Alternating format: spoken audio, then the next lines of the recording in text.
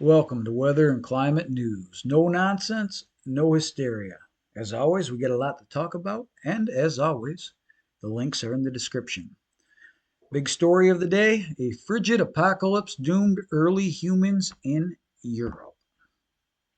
Scientists on Thursday described evidence of a massive North Atlantic cooling event about 1.1 million years ago that lasted roughly 4,000 years and appears to have wiped out the entire population of archaic humans who had colonized Europe.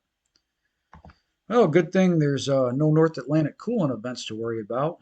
It's not like the Atlantic meridional overturning circulation is slowing down and is in danger of collapse. Or is it? Is that something we've been talking about lately? Huh. The frigid interval, comparable in intensity to the more recent ice ages, appears to have rendered Europe inhospitable for the bands of early human hunter gatherers, as extreme glaciation deprived them of food resources. Their cold tolerance may have been lacking without sufficient fat insulation. Well, at least if that happened now, that wouldn't be an issue. There's definitely sufficient fat insulation on the average person nowadays. While fashioning effective clothing and shelter and finding the means to make fire would have been challenging, the researchers said.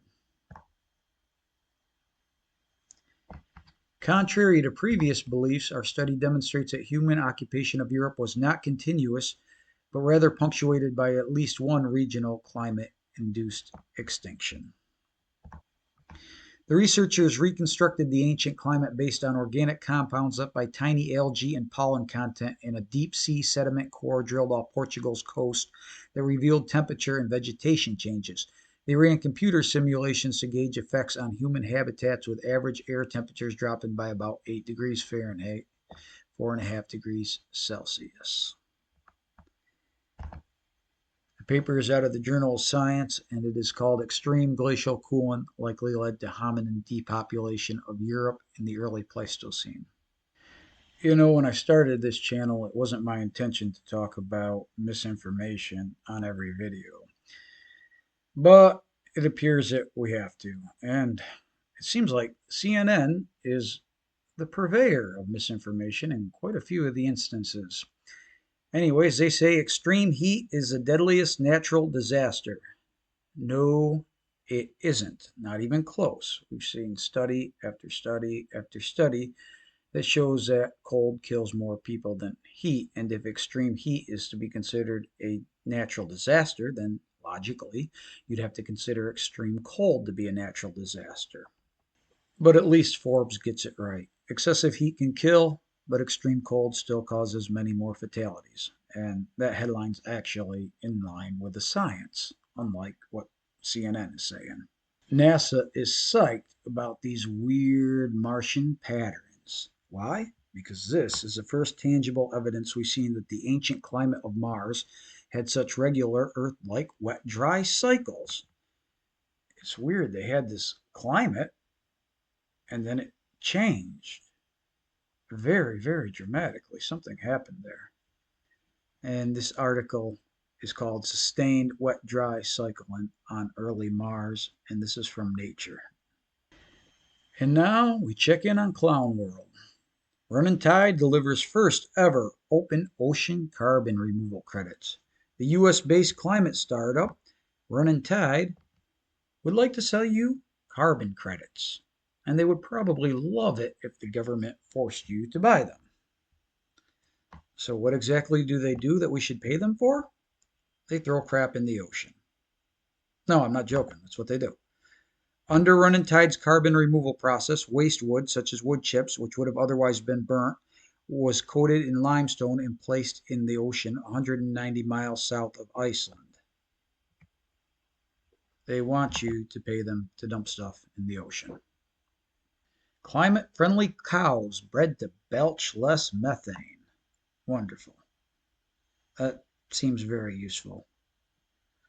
If only they had bred climate friendly buffalo back in the early 1800s, then perhaps we'd still be in the little ice age and everything would be awesome. But there was no climate cows back then. Would a massive shade between Earth and the sun help slow climate change? Good Lord. Yes, it has gotten that ridiculous. they would like to do that. They would like to block the sun with a big shade. Let's watch this promotional piece about the sun blocking idea.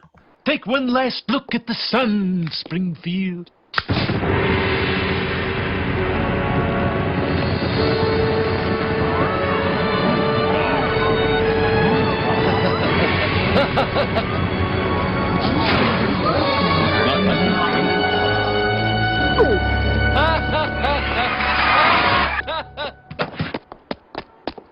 Hey, hey!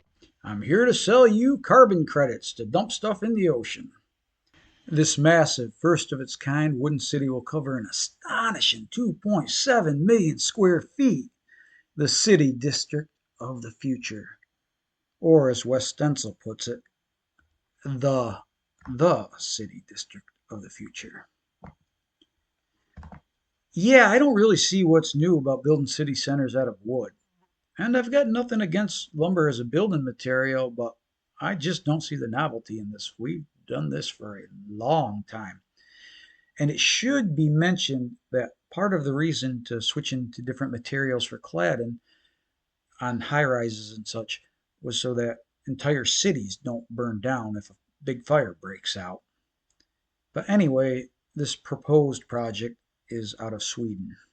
Speaking of fires, tragic fires in Maui took at least 80 lives, possibly more, and there's been a lot of criticism about the government warning systems there. Sad story out of Hawaii.